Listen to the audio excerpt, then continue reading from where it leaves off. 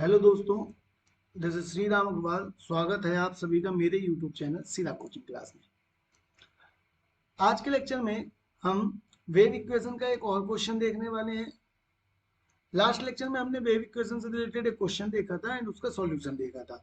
उसके पहले हमने वेव इक्वेशन का एक जनरल इक्वेशन एंड उसका जनरल सॉल्यूशन देखा था।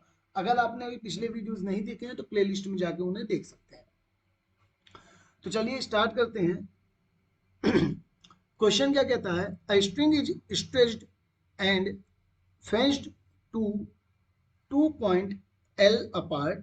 Motion is started by displacing the string in the form u is equal to a sin pi x upon L, from which it is released at time t is equal to 0.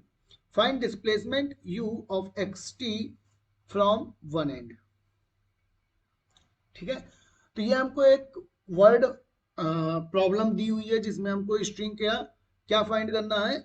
Displacement find करना है। ठीक है, जो one and से जुड़ा हुआ है। तो देखिए इस इक्वेशन को हमने वेव इक्वेशन में, चूंकि यहाँ पास स्ट्रिंग के स्ट्रेच्ड की बात हो रही है ना, तो हम क्या करेंगे, इसको वेव इक्वेशन से सॉल्व करेंगे। तो हमने क्या किया, for the solution we take a wave equation. Wave equation कैसी होती है? Del two u upon del t square equal to c square del two u upon del x square. फिर हमने सब्जेक्ट टू कंडीशन लिया। ये condition हमने कहां से लिया है? तो देखिए पहली दो कंडीशन क्या है, u zero t is equal to zero and u l t is equal to zero. तो ये हमने कहां से लिया? क्वेश्चन में चलते हैं। u आपका क्या है? डिस्प्लेसमेंट है। ठीक है, u क्या है? डिस्प्लेसमेंट है। और ये क्या कह रहा है कि जो हमारे स्ट्रिंग है वो क्या है? स्ट्रेच्ड है एंड फेंस्ड है 2 पॉइंट से, जो कहाँ है? L डिस्टेंस पे है। तो हमको x की वैल्यू मिल गई क्या? x मीन्स x क्या होता है? Length of string. तो हमने ये ले लिया, x की वैल्यू हमको दी हुई है L, है ना, मतलब L तक हो सकता है, 0 से लेके L तक। ठीक है, और उसने ये बोला है कि दोनों एंड पर ये क्या है? फिक्स्ड है ना। अगर दो स्ट्रिंग दोनों एंड पर फिक्स्ड है तो वहां पास जो डिस्प्लेसमेंट होगा वो क्या होगा? 0 होगा। फिर और क्या दिया हुआ है? हमको u की वैल्यू दी हुई है u of x comma t. ठीक है, u of x comma t at 0। ठीक है ना, ये दिया हुआ है t एट 0, t बराबर 0 पर हमको u एक्स टी दिया हुआ है, मीन्स हमको दिया हुआ है u एक्स 0, तो ये हमने निकाल दिया u एक्स 0। क्लियर है बात? तो ये हमारे पास आ गए 4 कंडीशंस। अब इन कंडीशन का यूज करके हम क्या करेंगे, अपने क्वेश्चन को, हमारा जो वेव इक्वेशन है उसका डिस्प्लेसमेंट फाइंड करेंगे। क्लियर है बात? तो अब अपन चलते हैं क्वेश्चन को सॉल्व करते हैं। हमने वेव इक्वेशन बनाया ये। हम जानते हैं अगर कोई वेव इक्वेशन हमको इस फॉर्म की दी हुई है तो इसको हम क्या करते हैं, इसको हम सॉल्यूशन इसका कैसे फाइंड करते हैं? इसका एक जनरल सॉल्यूशन होता है। देखिए वो क्या होता है। The general solution of wave equation is uxt is equal to c1 cos mx plus c2 sin mx into c3 cos cmt plus c4 sin cmt। तो हम क्या करेंगे, सबसे पहले इनमें हम ये जो बाउंड्री कंडीशन है इसको पुट करेंगे, मीन्स इनकी वैल्यू फाइंड करेंगे। तो देखिए क्या होगा, जैसे ही हमने कंडीशन 1 लगाई तो कंडीशन 1 क्या कहती है? कंडीशन 1 क्या कह रही है? u of 0 t is equal to 0।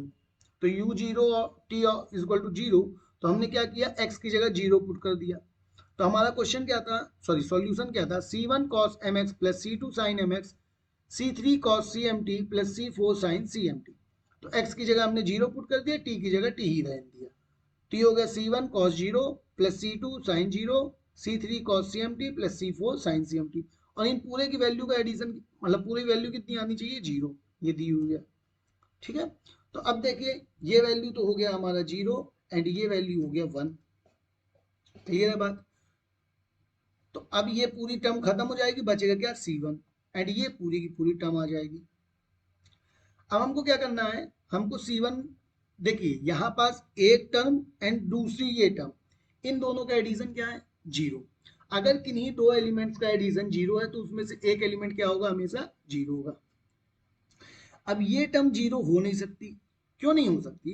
क्योंकि यदि मैं ये टर्म ही जीरो ले लूंगा तो मेरा जो पूरा सॉल्यूशन आएगा u आएगा वो क्या हो जाएगा? जीरो। और u जीरो कभी आ नहीं सकता है ना। हमको ट्रिवियल सॉल्यूशन नहीं चाहिए ना, हमको क्या चाहिए है? नॉन ट्रिवियल सॉल्यूशन चाहिए। हमको ये नहीं चाहिए, ये चाहिए। ठीक, इसीलिए ये वैल्यू कभी जीरो नहीं हो सकती। अगर ये जीरो नहीं होगी तो बचता क्या है? C1, तो C1 जीरो हो जाएगा। जैसे ही हम C1 जीरो पुट करेंगे तो हमको वो जो इक्वेशन दी हुई थी C1 cos mx plus C2 sin mx, C3 cos CMT and C4 sin CMT, इसमें से ये वाली टर्म हो जाएगी जीरो, ये खत्म, बचेगा क्या? C2 sin mx एंड ये पूरी टर्म। तो ये देखिए uxt क्या आ गया? C2 sin mx, C3 cos CMT plus C4 sin CMT। अब इसमें हमने कंडीशन थर्ड पुट किया। कंडीशन थर्ड क्या थी? देखिए del u upon del t at t is equal to zero क्या आना चाहिए? जीरो। ये कंडीशन 4 हमको कह रही है, क्वेश्चन में दिया होगा आपको। ठीक है, तो हम क्या करेंगे? इस क्वेश्चन का सॉरी इस इक्वेशन का 3 का क्या कर देंगे? डिफरेंशिएशन करेंगे। तो 3 का डिफरेंशिएशन किसके रिस्पेक्ट में? टी के रिस्पेक्ट में। तो ये क्या होगा? C2 sin mx into C3 cos x का differentiation minus sin x and CMT का differentiation CM plus C4 sin CMT, C4 constant, sin CMT का cos CMT एंड CMT का CM। क्लियर है बात? अब हमको क्या करना है? t की वैल्यू जीरो पुट करना है। तो t की वैल्यू जीरो पुट करो, क्या मिलेगा?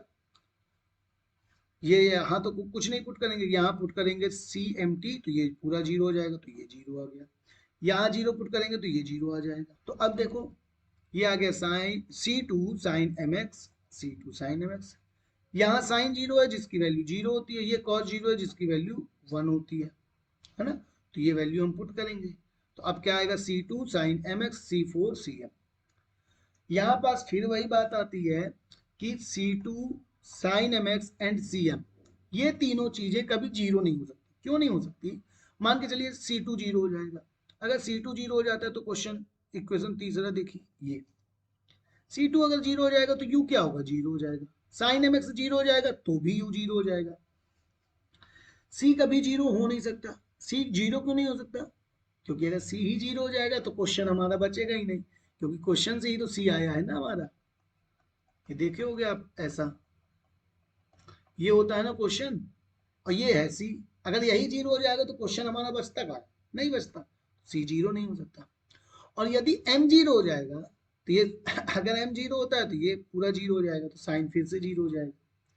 तो मतलब क्या कहने का मेरे कि इन सारी चीजों में कुछ चीज जीरो नहीं होगी, केवल एक एलिमेंट C4 है जो कि जीरो हो सकता है। ठीक है, तो मैंने यहां लिखा हुआ है कि C4 बस जीरो होगा, अदरवाइज सारी वैल्यू क्या हो जाएगी? जीरो हो जाएगी, अगर C4 के अलावा किसी को जीरो करते हैं। आई होप आपको समझ में आ रहा होगा। तो अब देखो यहां से हमको C4 जीरो मिल गया, तो हमने इक्वेशन नंबर 3 में C4 बराबर जीरो पुट कर दिया, तो ये वैल्यू हो गई कैंसिल। बचता क्या है? C2 sin mx, C3 cos CMT। तो ये देखिए मिला क्या? C2 sin mx and C3 cos CMT। अब देखिए ये कांस्टेंट है और ये कांस्टेंट है, तो इन दोनों को हमने एक साथ लिख दिया C5 के नाम से। C2 इंटू C3 बराबर C5, क्योंकि कांस्टेंट है ना, तो कांस्टेंट को एक साथ लिख सकते हैं। नया कांस्टेंट हमने डिफाइन कर दिया और उस कांस्टेंट का नाम क्या रख दिया? C5। अब यहां पास देखिए हमने सब वैल्यू फाइंड कर ली, दो वैल्यू बची हैं, एक C5 की और एक M की। तो अब हम लगाते हैं बाउंड्री कंडीशन नंबर सेकंड। तो बाउंड्री कंडीशन नंबर सेकंड लगाएंगे तो हमको देखिए क्या मिलेगा? That is ULT is equal to zero. ठीक है, ULT is equal to zero. तो ULT बराबर क्या मिलेगा? x की जगह हमको L पुट करना है, तो हमने किया C5 sin ML cos CMT। ठीक है, तो ये देखिए ये आ गया इक्वेशन, और उसके बराबर क्या पुट करना है? जीरो, तो ये आ गया जीरो, है ना, ये हमने पुट कर दिया। अब ये बताइए मुझे कि CMT cos CMT and C5, ये है C5 एंड CMT, ये कभी जीरो होगा क्या? नहीं होगा। जीरो अगर होता है तो यहाँ पास फिर से पूरा वैल्यू जीरो आ जाएगा। तो बचता क्या है हमारा? क्या जीरो हो जाए? हमारा साइन एम एल जीरो हो जाए, साइन एम एल जीरो हो गया। अगर साइन एम एल जीरो है तो साइन कब जीरो होता है, साइन एन पाई पे तो जीरो होता है ना, साइन कब जीरो होता है, जीरो पे जीरो होता है, 180 पे जीरो होता है, 360 पे जीरो होता है, या और किस पे जीरो हो सकता है, 540 पे जीरो हो सकता है, 720 पे जीरो हो सकता है। मीन्स किस पे, एन पाई पे, पाई पे, 2 पाई पे, 3 पाई पे, 4 पाई पे, है ना। तो साइन एन पाई पे क्या होता है, जीरो। तो साइन एम एल बराबर साइन एन पाई, तो एम एल बराबर एन पाई, एम एल बराबर एन पाई आ गया। तो एम की वैल्यू कितनी आ गई, N pi divided by L आ गई। क्लियर बात, N pi divided by L, this is the value of M. अब इसी वैल्यू को हम क्वेश्चन इक्वेशन में पुट कर देते हैं, जो हमारा 4 नंबर का इक्वेशन था इसमें, c5 sin n pi x upon l cos c n pi t divided by l। देखिए मैं थोड़ा तेज इसलिए चल रहा हूं जिससे आप लोगों को थोड़ा सा क्या हो, वीडियो थोड़ा सा छोटा बने, है ना।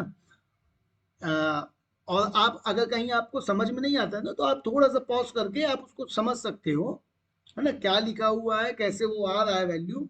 तो आप उसको रोक लो, पॉज करो, या थोड़ा सा रिवाइंड करके देख लो, तो आपको वो आसानी से समझ में आ पाएगा।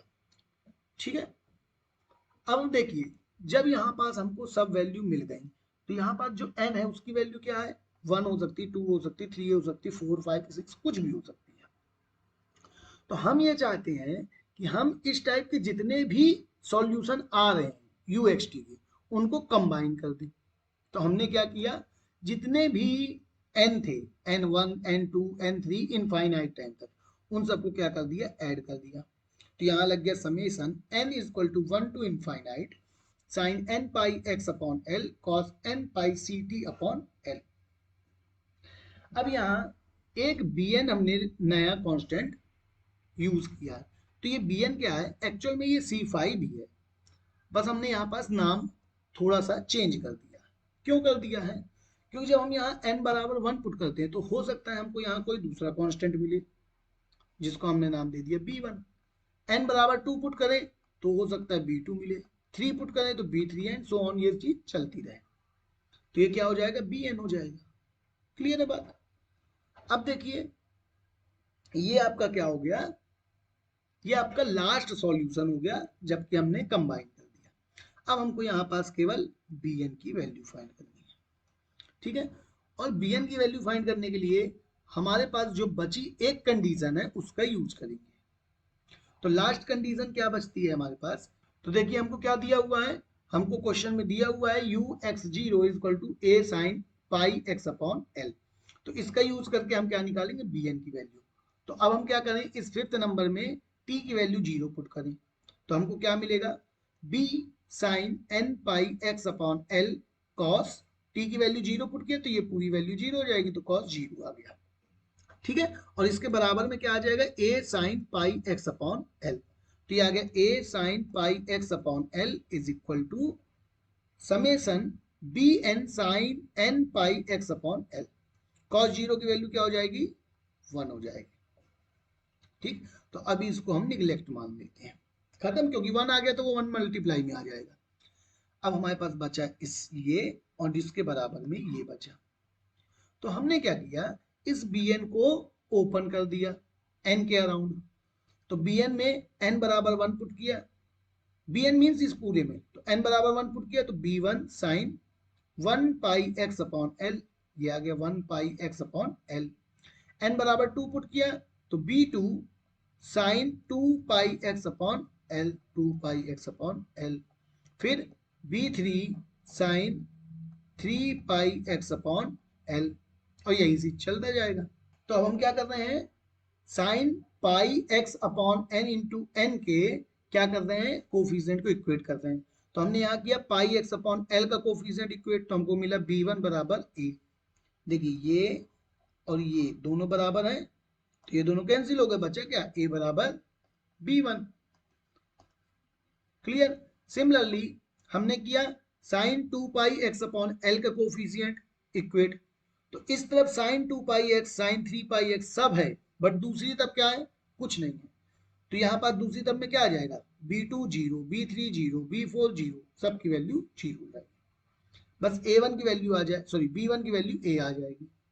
तो अब हमने क्या किया, इस B1 की वैल्यू को इक्वेशन नंबर यहाँ पुट कर दिया इस इक्वेशन में, ठीक है। तो अब देखिए क्या होता है, इक्वेशन हमको दी थी u, तो देखिए जब हम इसको ओपन करेंगे तो हमको क्या मिलेगा, देखिए क्या मिलेगा, u x t b1 sin pi x upon l cos pi ct upon l plus b2 sin 2 pi x upon l cos 2 pi ct upon l।